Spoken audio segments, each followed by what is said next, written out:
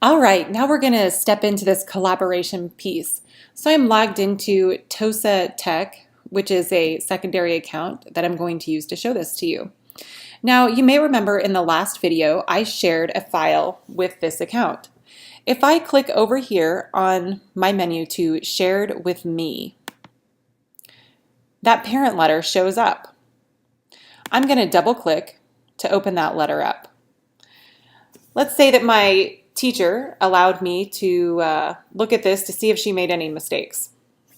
I start reading it, and I have a couple of red flags that came to my attention.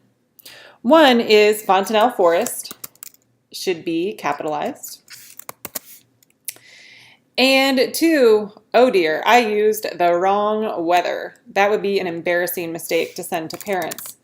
So I'm just quickly going to make those two edits for her. And just as simple as that, I'm finished, and she can know that I made changes to her work. So I'm going to go ahead and close this. But before I do, I want you to note that I did not save anything. Any of those changes showed up immediately on her copy of that document as well. So I'm going to stop this video and open up the other account now. So now here I am back on my S Hood at Omaha CSC account, the account that actually made the edits to, or actually created the document. So I'm going to come back to my drive, and here is the parent, here it is, parent letter September 20th. So I'm going to go ahead and click right here. And as you can see, it tells me up at the top, see new changes. So I know that someone else changed the document. I'm going to go ahead and click here to see those changes. And you can see that it shows in green what changes were made by the TOSA Tech account, or perhaps your team teacher in your case that made a few corrections for you. So as you can see, I can go back and see those changes. And if I'd like to, I can see the full revision history.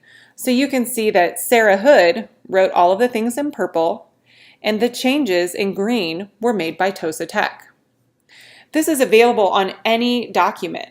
So when you have kids do collaboration together, you can see what kid made what changes in an account.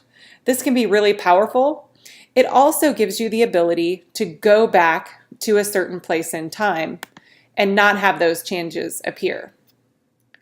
If I click down here and click Show More Detailed History, I can even go back to the blank document. And if I wanted, I could restore to this.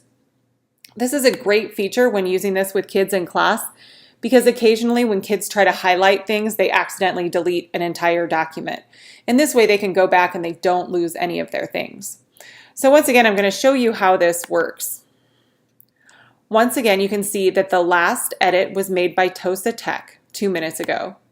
If I click there, it opens up a revision history that shows all the detailed changes and who made what changes in a color-coded order, or if I hover, it shows what person made that change. If I'd like a more detailed revision history, I can click down here on the bottom and say Show More Changes. And this will show almost every line written at a time. It's really pretty handy if you need to go back. Also, it has a time and date stamp. So if you have a kiddo say, oh, I finished this work, and you go back and say, you know what, you didn't finish that when you were supposed to, because I can see here that you actually created this document this morning and not yesterday when you were asked to have it completed. Always a nice to have some proof when you're not sure whether the kid is telling you the truth. You can also get this information from any doc, whether it's been shared or not, by going to File, See Revision History. And that opens up that same box. Once again, you can do revision history whether an item's been shared with someone or not.